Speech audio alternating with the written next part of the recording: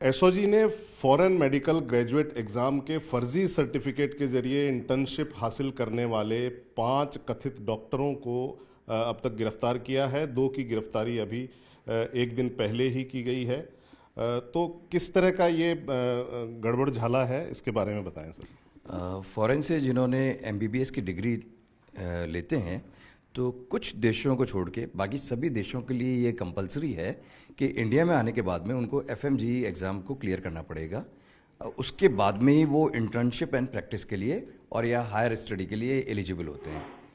इसमें हमने ये हमारे पास में इंफॉर्मेशन आई और फिर हमने इसको देखा, हमने इन लोगों को गिरफ्तार किया है कि ये फॉरेन से अपनी डिग्री लेके आए। डिग्री लेके आने के बाद में एफएमजी को क्लियर नहीं कर पाए और क्लियर नहीं करने पे इन्होंने फर्जी एफएमजी सर्टिफिकेट बनवाए और फिर उसके बेसिस के ऊपर आरएमसी में रजिस्ट्रेशन के लिए अप्लाई कर दिया और आरएमसी से इंटर्नशिप प्रोविजनल रजिस्ट्रेशन हो गया इनका और इनको इंटर्नशिप के लिए मेडिकल कॉलेज भी अलॉट हो गया।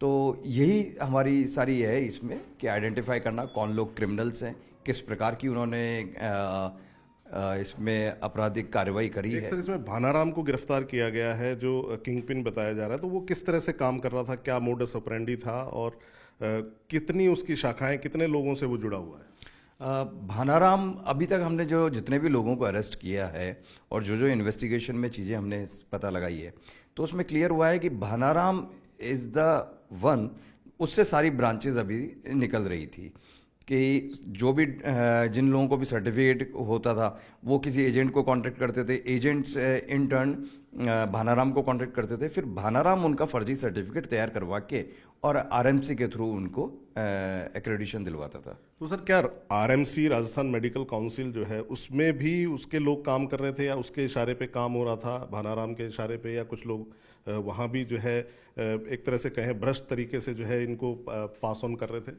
नेचुरली यदि इन लोगों को मेडिकल कॉलेज अलॉट हो जा रहा था, इनका वेरिफिकेशन प्रॉपर नहीं हो रहा था, तो इसमें कमियां तो रही है। तो वहाँ पे जो कमियां हैं और जो जिनकी क्रिमिनल लाइबिलिटी है उनके खिलाफ में कार्रवाई होगी। कितने लोग हैं जिन्होंने आरएमसी में अप्लाई किया है, जिनके ऊपर जो है एसओजी काम कर रही है? 73 लोग बताए जा रहे हैं। तो किस तरह के वो लोग हैं, किस तरह से उनकी जांच की जाएगी और किस तरह से जो है आरएमसी से आप संपर्क में, किस तरह से वहाँ जांच की जा रही है? हाँ, ये हमारा जांच का दायरा रेगुलरली बढ़ता ही जा रहा है।